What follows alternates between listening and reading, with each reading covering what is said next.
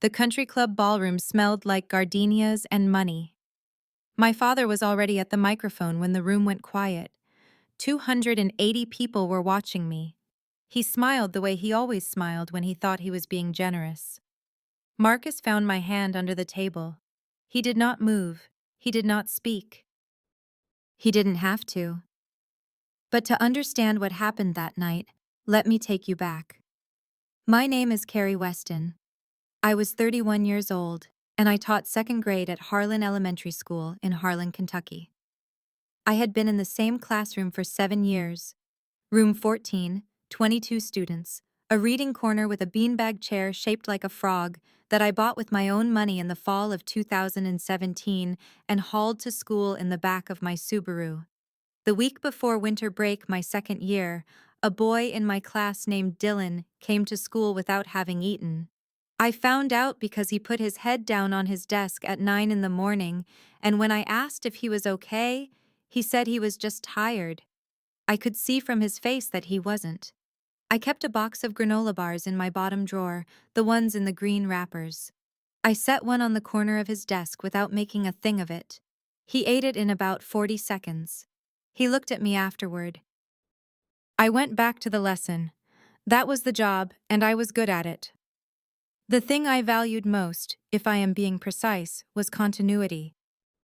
I came from a family where the ground shifted without warning, and I had spent my adult life building something where it didn't. I had a lease, a savings account, a classroom that looked the same every September. I had been engaged to Marcus Webb for 4 months. Marcus was a staff sergeant in the 3rd Special Forces Group at Fort Bragg, North Carolina. 34 years old, 12 years in the Army, the last 6 in Special Forces. He was not a loud man. He had a way of being in a room that took up very little space and held a great deal of attention. My friend Becca met him the previous October and said afterward, quote, 0, quote, I said, quote, 1, quote. She thought about it for a second and said, quote, 2, quote. The thing that made me vulnerable to what was coming was simpler than I would like to admit. I trusted my father, not blindly, not without evidence of his flaws, but in the way you trust someone who was there at the beginning of your life. When the list of people in that category is short. I kept a small, painted wooden box on my kitchen windowsill. My mother had given it to me the Christmas before she died. It had a faded red and yellow pattern on the lid she had called Ukrainian folk art. It held nothing, just air. I kept it because it was hers, and because it fit in my hand the way things do when you have held them long enough. I had no reason to think anything was wrong. That was the problem. My father, Richard Weston, had built his money in commercial real estate in Lexington, Kentucky. He was 63 and had the energy of a man who had been winning for a long time and considered it a permanent condition. He remarried 8 years after my mother died. His wife, Diane, had her own money from a previous marriage and a social life that operated at a scale I had never been part of. Her daughter, Kelsey, from that first marriage, was 22 and had grown up in the world my father had married into. He had not been a bad father, and I want to say that plainly because I think the truth matters more than the easier version. He came to my college graduation in the rain. He drove 4 hours to help me move into my first apartment. When my mother was sick, he sat in the hospital room every day for 6 weeks and held her hand, and I watched him do it and thought, whatever else he is, he loved her. I do not know how to make that not true, just because of what came later. I trusted him with specific things. My mother's estate was the main one. She had established a trust before she died of ovarian cancer in 2011, managed by my father as executor, with a provision that the principal would transfer to me at age 30. I had turned 30 the previous March. My father told me when I asked that the trust had been largely depleted by medical expenses and estate costs, and that what remained was minimal. Perhaps a few $1,000s. He said he was still working through the final accounting. I accepted this. The medical expenses had been significant. I had watched them accumulate in real time. My Tuesday mornings looked like this: alarm at 5:45, Coffee from the same $12 bag of dark roast from the Kroger on Cumberland Avenue. A 20-minute drive to school in the dark, through the kind of quiet that only exists in small Kentucky towns at 6 in the morning. A laminated schedule taped above my desk. Papers graded on Sunday afternoons at the kitchen table, with the wooden box in my peripheral vision. I was planning a wedding for the following June. Marcus was often away. I held the weight of the planning by myself, which was fine. I had learned how to hold things by myself a long time ago. My father had offered to host an engagement party at the Lexington Country Club, and I said yes, because I took it as a gesture of welcome. He had never been warm toward Marcus. Not cold exactly, but there was a particular quality of politeness he used around him that I recognized as the distance maintained by men who do not understand the value of something and would prefer not to be educated about it. There were signs I explained away. He asked me twice in the months before the party how serious Marcus and I were, which was a strange question to ask about an engaged couple. He asked once, over the phone, whether Marcus had family money, and when I said no, my father said of course, in a tone that was its own kind of sentence. Diane had mentioned at a dinner in Lexington that she thought teachers were such giving people, which sounded like a compliment and was not. The afternoon before the party, I was packing centerpiece samples into my car when my father called to go over the guest list. He sounded unusually cheerful. I thought it was the event. He liked being the host of things. I found out later that while I was standing in a craft store parking lot in Harlan with ribbon samples in my hand, he was already rehearsing what he was going to say at the microphone. The engagement party was on a Saturday, October 14th. I know the exact date because I had written it in my lesson planner 2 months in advance, with a small star beside it. 280 guests. Most of them were my father's and Diane's people. I knew perhaps 30 of them. I wore a green dress I had paid $140 for at a department store and felt good about until I walked into the ballroom and understood the register of the room. The party was fine for the first 2 hours. Marcus was at my side, quiet and composed, eating the past appetizers with the particular efficiency of a man whose relationship with food has been shaped by years of uncertainty about the next meal. My half-sister Kelsey kept touching my arm when she spoke to me, the way people do when they want you to know they feel sorry for you without saying it out loud. My father took the microphone at 8:15 in the evening.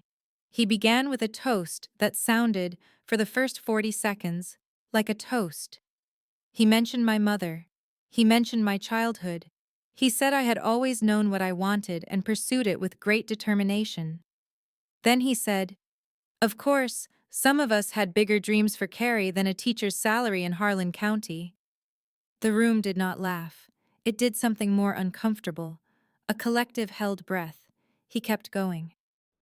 He said that love was a wonderful thing, and that he hoped Marcus understood the sacrifices he was asking Carrie to make by giving up a more stable life. He used the word stable in a way that meant something other than stable. He looked at Marcus when he said it. Then he looked back at the room and smiled and raised his glass. Something compressed behind my sternum and stayed there.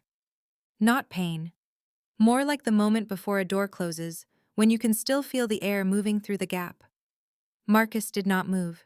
He was looking at my father with the specific quality of attention I had seen him use once at a gas station when a man outside was escalating toward something, and Marcus went very still and just watched.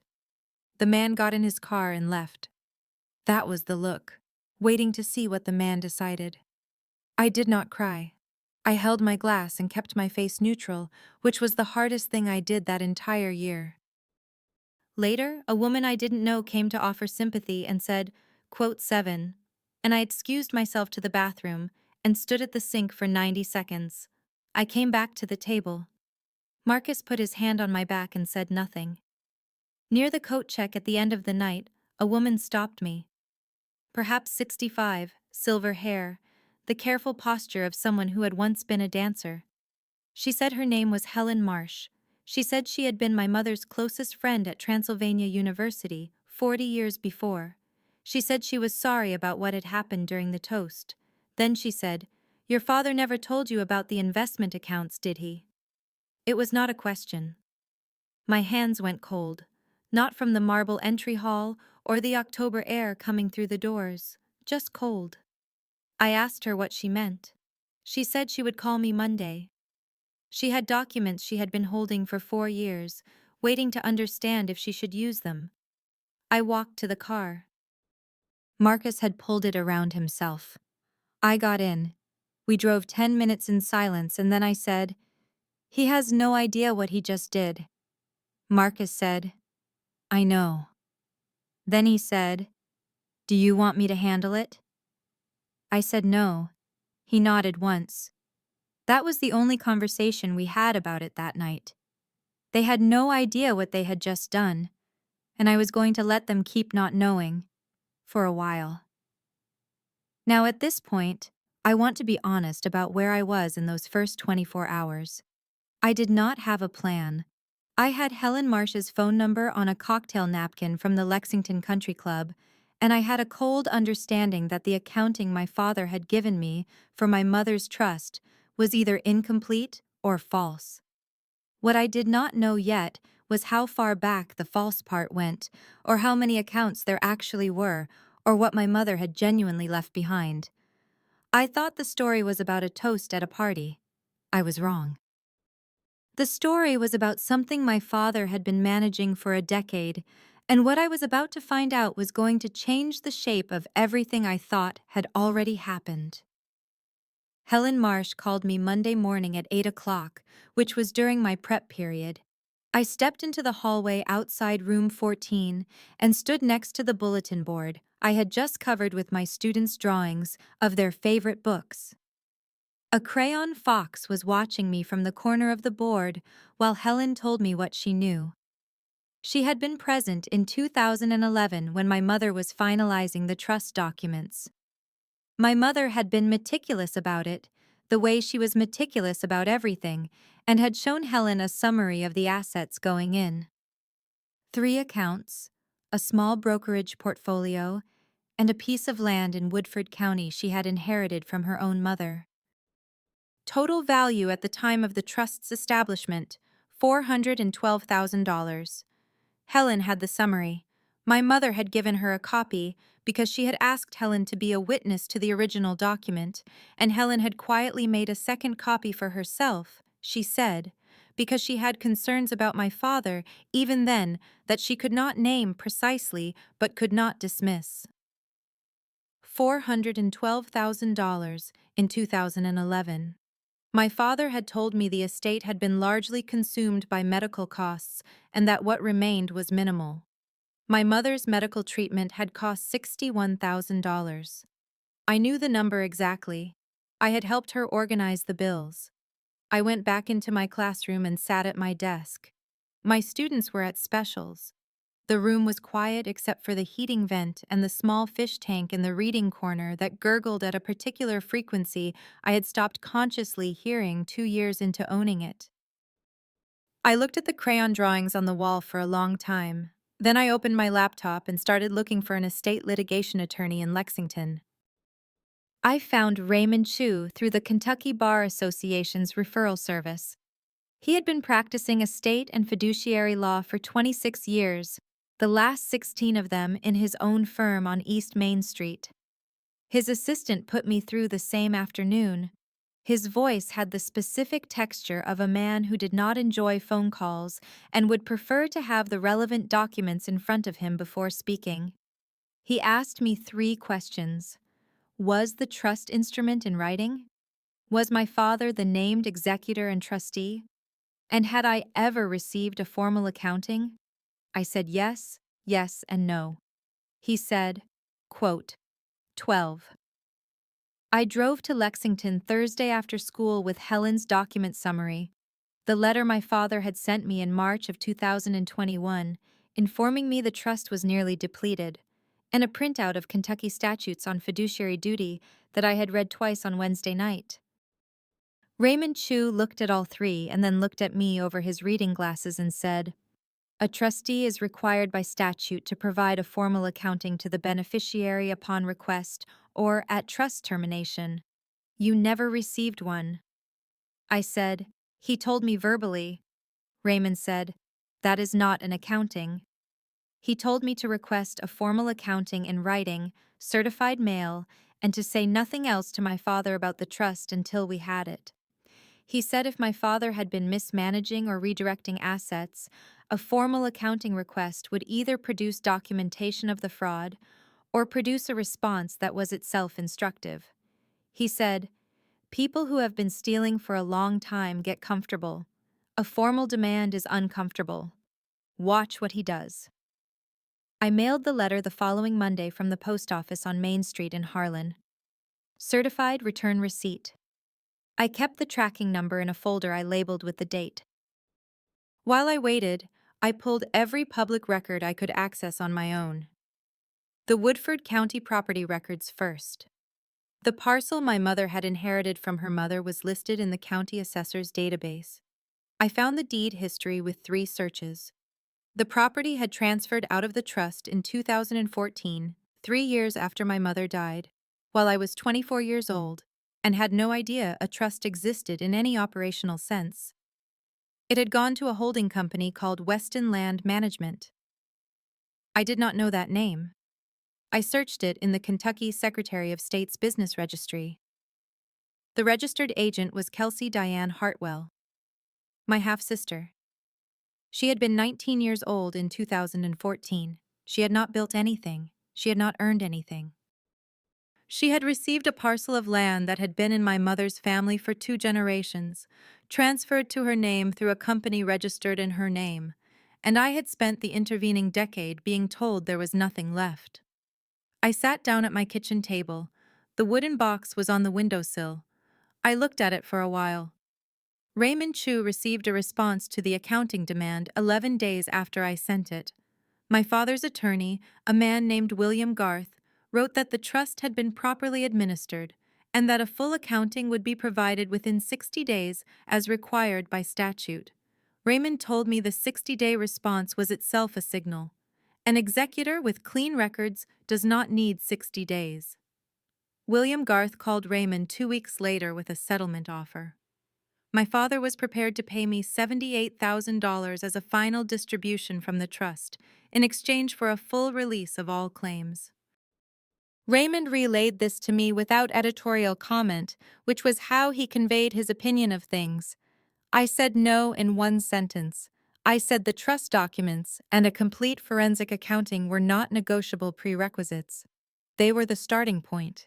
And we had not yet had a starting point. Raymond said, Understood. Then after a pause, he said, The property transfer is the thread. If the Woodford County parcel went through a company with a minor as the registered agent, there is a question of who actually directed that transfer. He said it the way he said everything, as a statement of fact with no visible satisfaction attached to it. But I understood what he meant. I pulled the county records, and I saw the date on the transfer instrument. And I had to sit down. The Woodford County parcel had been transferred on March 3, 2014. My mother had been dead for 2 years and 7 months. I was 23 years old and working a waitressing job in Lexington while I finished my education degree. And on March 3, 2014, my father had moved my grandmother's land to a shell company in my teenage half-sister's name. That date mattered for one specific reason I need you to understand. March 3, 2014 was 5 days before my father married Diane Hartwell. He had transferred the property before the marriage, which meant it was not subject to any marital property claims if the marriage dissolved, which meant he had not done it for Kelsey. He had done it to protect it from Diane. He had used my inheritance as a financial instrument in his own marriage, and Kelsey had been the vehicle. Whether she knew that then, I could not say. What I could say was that a 19-year-old girl had been registered as the agent of a company she almost certainly did not control, and the man who actually controlled it had been managing my dead mother's money for his own purposes for over a decade. I want to pause here, because at this point I had everything I needed. Every document, every date, every transfer record. I had built something that held together from every angle, And I remember sitting across from Raymond Chu in his office on a Tuesday afternoon while he read through the property transfer file, and he looked up and said, and I am going to quote him exactly, underscore, underscore, quote underscore, 19, underscore, underscore. I knew what he meant because I had spent 7 years in a classroom full of children who believed they had gotten away with something, and the ones who were most certain were always the easiest to correct. I had everything I needed, but I hadn't told them that yet. Now here is what none of them knew. Raymond's forensic accountant, a woman named Sandra Ito, who had spent 12 years as a state auditor before going into private practice, spent 3 weeks with the subpoenaed trust records. What she found was not one transfer. It was a pattern across 9 years. The brokerage portfolio my mother had put into the trust in 2011 had been systematically liquidated between 2012 and 2019. Not in one transaction. In 23 separate withdrawals, each one small enough that a non-specialist would not have flagged it as unusual. The total across all 23 transactions was $267,000. That money had moved to an account held jointly by my father and a limited liability company I had never heard of. The company's registered address was a mailbox store on Nicholasville Road in Lexington. Sandra Ito found one more thing. In 2016, my mother's life insurance policy had paid out a death benefit of $110,000. My father was the named beneficiary, which was standard and legal. I knew about that. What I did not know was that my mother had added a rider to the policy in 2010, the year before she died, directing that $50,000 of the death benefit be deposited directly into the trust for my benefit. My father had never disclosed the rider. He had received the full $110,000 and deposited none of it into the trust. I need you to understand what that means.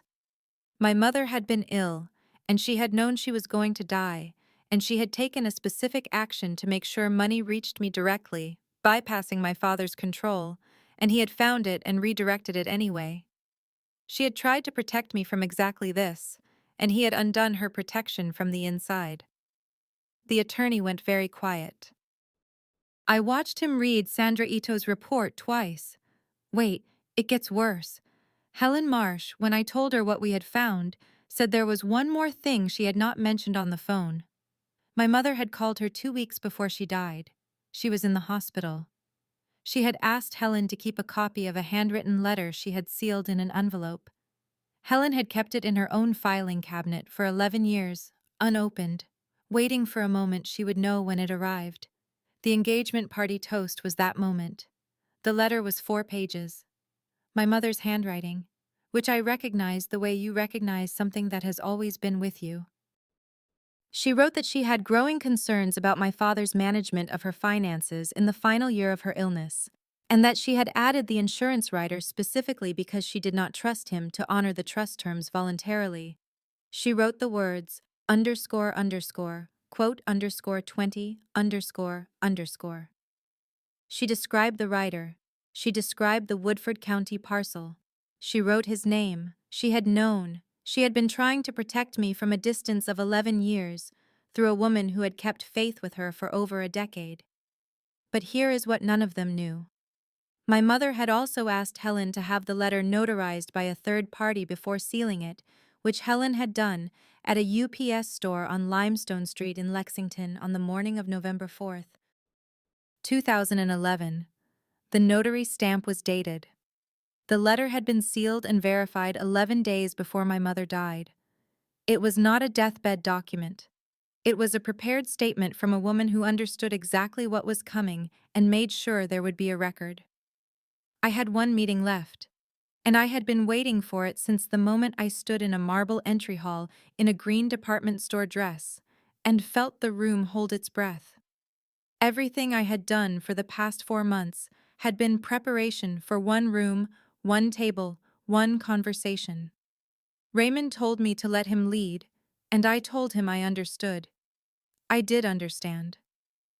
I also knew that there was one moment, one specific moment, when I was going to say something that had nothing to do with legal strategy. One sentence. I had been composing it since October. I knew exactly when it would land, and I knew what would happen in the room when it did. We parked in the garage on East Short Street at 8:51 in the morning. I remember looking at the concrete pillar beside my car and thinking that I had not slept more than 5 hours in any of the previous 4 nights, and that I felt, despite this, completely clear. The conference room at Raymond Chu's firm was on the third floor of a building that smelled like old brick and radiator heat. A rectangular table, 8 chairs, a window that looked out onto East Main Street, where a delivery truck was idling. The ceiling was lower than I expected for a room where significant things happened. A glass pitcher of water sat in the center of the table and nobody touched it the entire morning. I wore the same green dress. I want to be precise about that choice. I had other options. I chose the dress my father had looked at in a country club ballroom and found insufficient. I wanted him to see it across a conference room table and understand that I had not changed it, not replaced it, not apologized for it in any way. My father was already seated when Raymond and I walked in. William Garth was beside him, a yellow legal pad in front of him, 3 pens lined up parallel to the pad's edge. My father looked at me when I entered. His eyes moved to the dress, then to my face, then to the folder under my arm.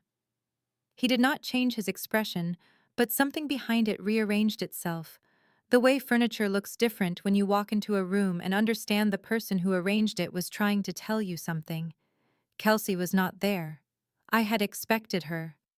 Her absence told me William Garth had already had a conversation with my father about limiting exposure. William Garth opened with the same efficient confidence he had projected in every phone call.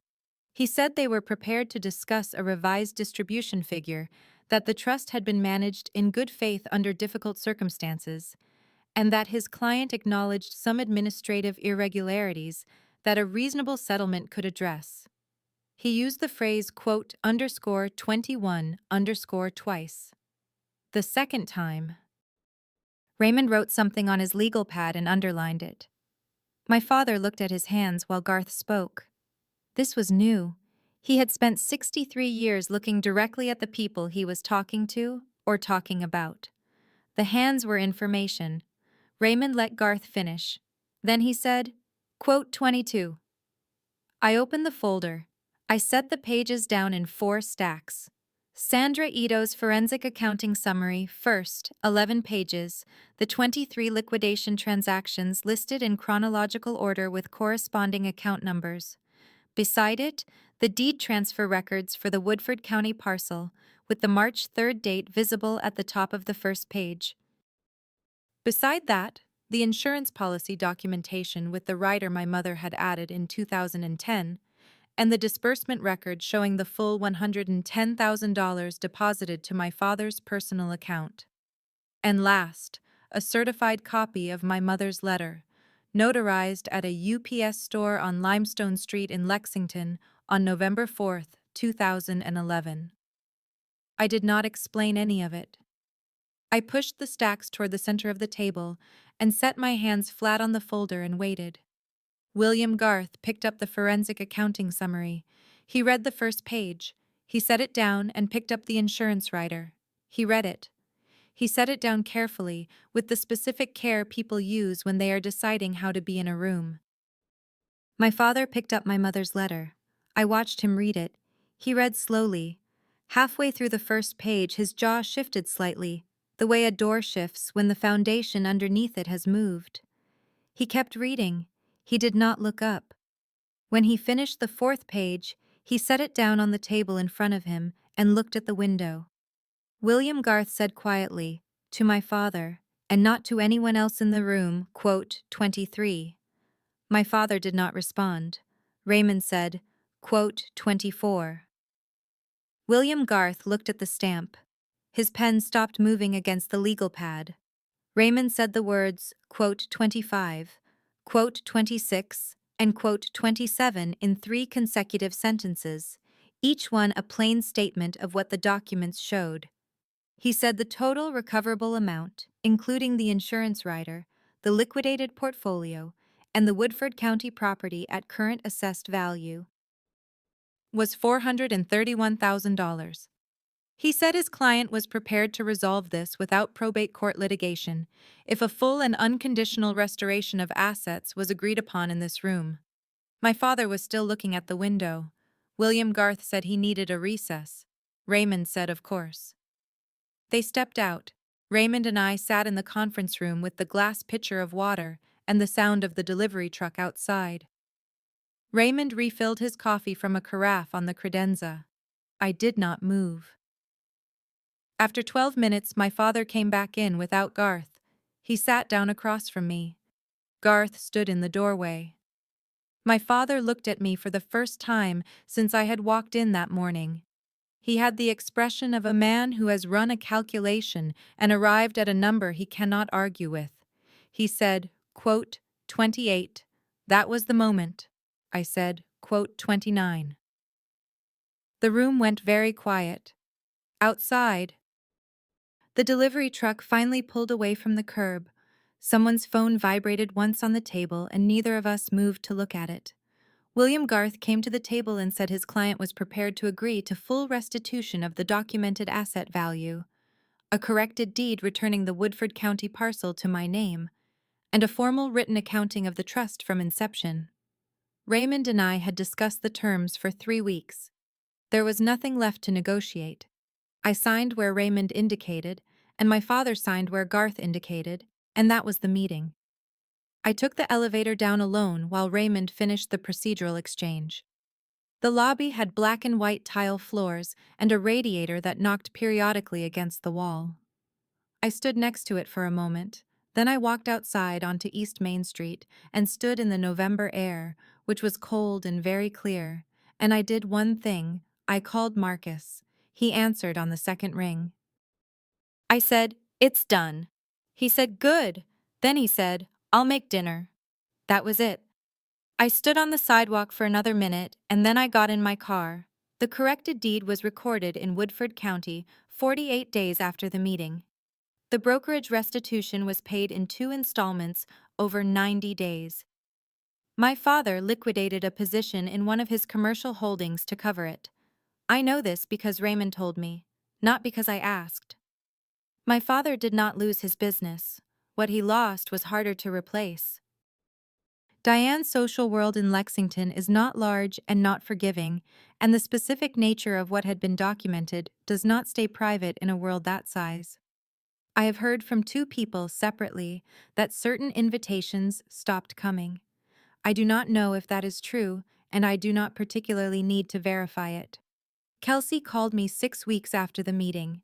She asked to meet at a coffee shop in Lexington, a place on Euclid Avenue with wooden tables and the specific acoustic quality of a room where people have difficult conversations. She was already there when I arrived, both hands around her mug. She looked 22, which she was. She said, quote, 33, quote, I said, quote, 34, quote. She said, quote, 35, quote, I said, quote, 36, quote. She said, quote, 37, quote. She meant it as a genuine question, not a performance.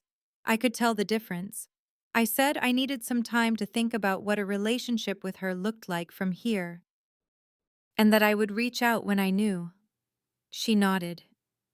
We finished our coffee and I drove back to Harlan. I have not called yet. I think I will. I am not ready to say when. Raymond called me the morning the final deed was recorded. He said, quote, 38. Then he said, quote, 39. He said it the way he said everything, as a plain statement of fact with no decoration around it. It was the most he had ever said to me about anything outside the legal particulars, and I think it was the most he was going to say. I told him thank you. He said it was good work. I understood that he meant me. It is 18 months later. I am still in room 14 at Harlan Elementary. I have 23 students this year, one more than usual, which means I reorganized the reading corner in September to make the frog beanbag chair accessible from 2 sides instead of 1. Small logistics. I am good at small logistics. Marcus and I were married in June on the Woodford County property. A Saturday afternoon, 60 people. A caterer from Lexington who made very good pulled pork. My dress cost more than $140. I did not feel the need to justify this to anyone. My father sent a card. I opened it. It said, "Congratulations," and he signed his name. I set it on the kitchen counter, and later that week I recycled it with the rest of the paper. Kelsey sent flowers. I put them in a vase by the window. There's one more thing I haven't told you. The wooden box my mother gave me. The one with the Ukrainian folk art pattern on the lid that I kept empty on my windowsill for a decade. After the deed was recorded, I went to the Woodford County property for the first time. The land had been rented to a neighboring farmer and was in good shape. I walked the perimeter in November boots in the late afternoon. Before I left, I picked up a small piece of limestone from the field edge, smooth and flat, pale gray. I put it in the box when I got home. It sits on the windowsill. The box is not empty anymore.